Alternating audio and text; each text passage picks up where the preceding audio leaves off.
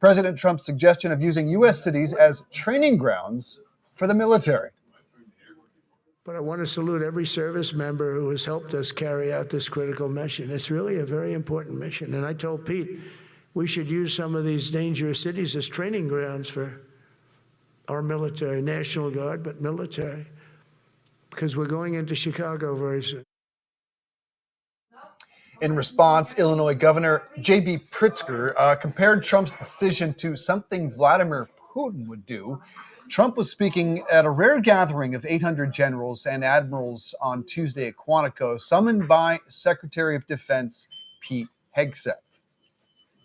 Yeah, so our next guest is Rex Huppke. He wrote an opinion piece in USA Today about the gathering with the headline, Trump Hegseth Show Their Small Men Acting Big in Front of Military Leaders. Rex, thanks so much for being here. It was a harsh headline and a harsh opinion piece about how you thought that they were basically just full of bravado in front of these military generals. Tell us what your position is.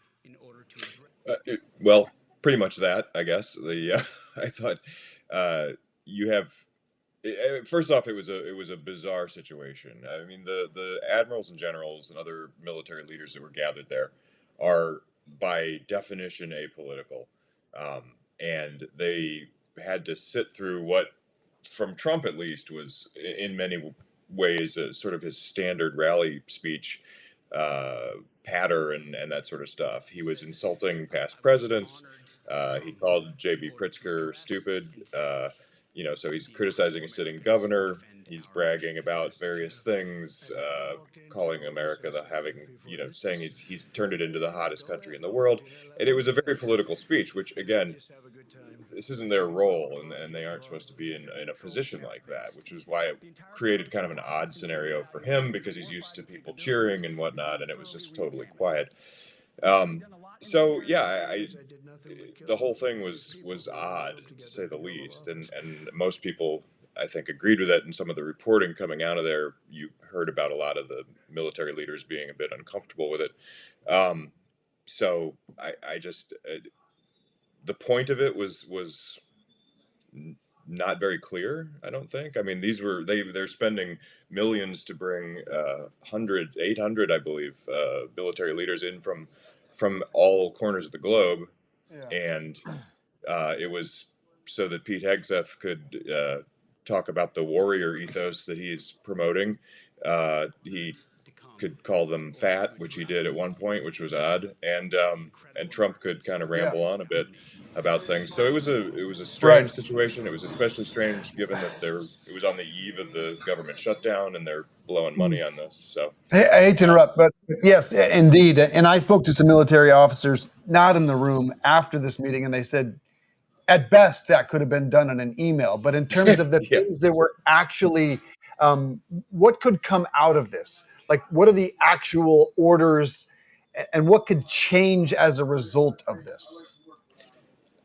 Again, I don't think that was entirely clear. I mean, what Hegseth was the one who was sort of directly addressing some of the military changes, and they largely seemed to be aesthetic. He was talking about people not having beards. He talked more about fitness.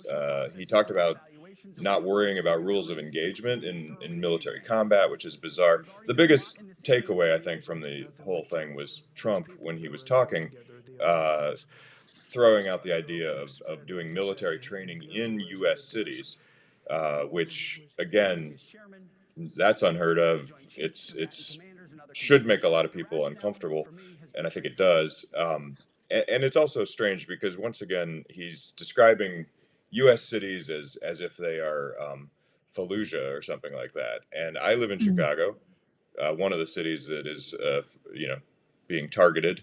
And, I don't know where, I don't know what he's describing, but it ain't here.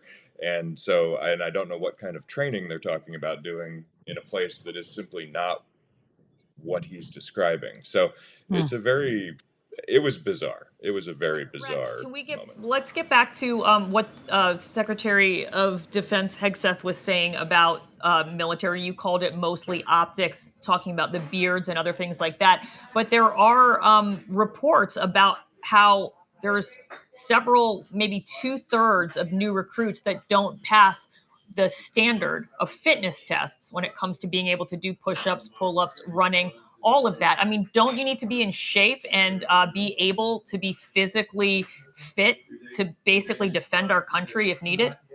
Oh, sure. Yeah, I mean, absolutely. And I mean, I don't think that is an issue that if the Secretary of Defense wants to address that in the military, then by all means. I just don't know In your that. article that he proceeded to call generals fat. Right. And again, I mean, and I've covered the military in the past. To have and look, Pete Hegseth served in the National Guard, and I take nothing away from his service whatsoever. But he also was a Fox News host for a long time who has never run a department, and he showed up in front of all of these elite, lifers, military lifers, who generals, admirals, etc. And he, you know, was talking to them in a way that was just, like I said, he called them, he said too many fat generals and all this sort of stuff. It was very, uh, it was difficult to watch for me, at least. Again, having an understanding of the military and of the hierarchy and of the level of like respect and decorum and that sort of thing. It was way too flip.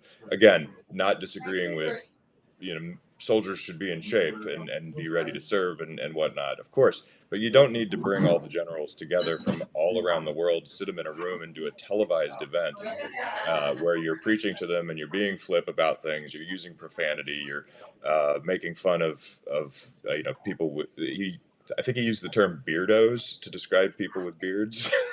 So you're saying it was cringe. It was cringe. Yes, thank you. It was deeply cringe. And again, I mean, I felt bad for the people in the room. Shouldn't be put in that position. Rex Huppke, I'm still lost with the stairs portion of the Trump speech. It was about 2 minutes about walking down the stairs, and I can't get that out of my head. About how he's uncomfortable walking down the Right, stairs. He was saying that right. he doesn't like walking down and stairs, how right? Obama bop down the stairs. It was just. I think he's doesn't want to trip and fall and have all of those, video montages like we saw from former President Biden. But that is a military address, and it just felt like, what the hell happened? A non sequitur.